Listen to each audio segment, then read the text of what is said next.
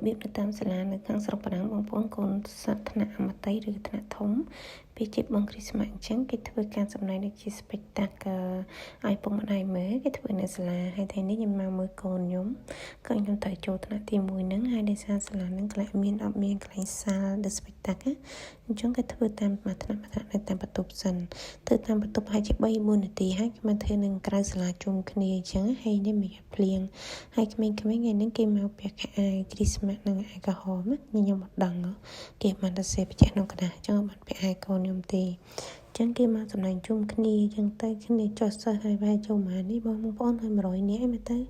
ច្រើនហើយពុកម្ដាយទៅជុំវិញចឹងណាហើយគេដាក់មើលភ្លេង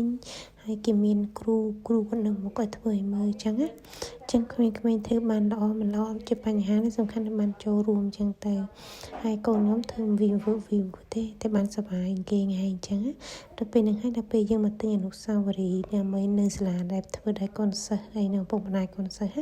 យើងយកលុយហ្នឹងយកដូរចេញជាកាក់ហើយលុយដែលគេលក់បានហ្នឹងគេយកទៅទុកនៅសាលាទុកគាត់ធ្វើសកម្មភាពចេញដើរអញ្ចឹងយើងទិញនំនៅមួយចំណិត100ហើយនឹងរបស់ដែលគេធ្វើលក់នៅនឹងទៅដែលធ្វើដោយគ្រូរបស់ទិញទួអញ្ចឹងបានរបស់ហ្នឹងចូលសាលាហើយតែប៉ុណ្្នឹងយើងញ៉ាំអីហើយយើងយកកូនយើងមកផ្ទះវិញទៅនឹងជាកម្មវិធីចុងឆ្នាំផុសកូនតាមសាលាបឋមនីមួយហើយឥឡូវដល់មកផ្ទះវិញហើយប៉ាគេស្ពីកូនទាំងកត្រកយកមកផ្ទះវិញ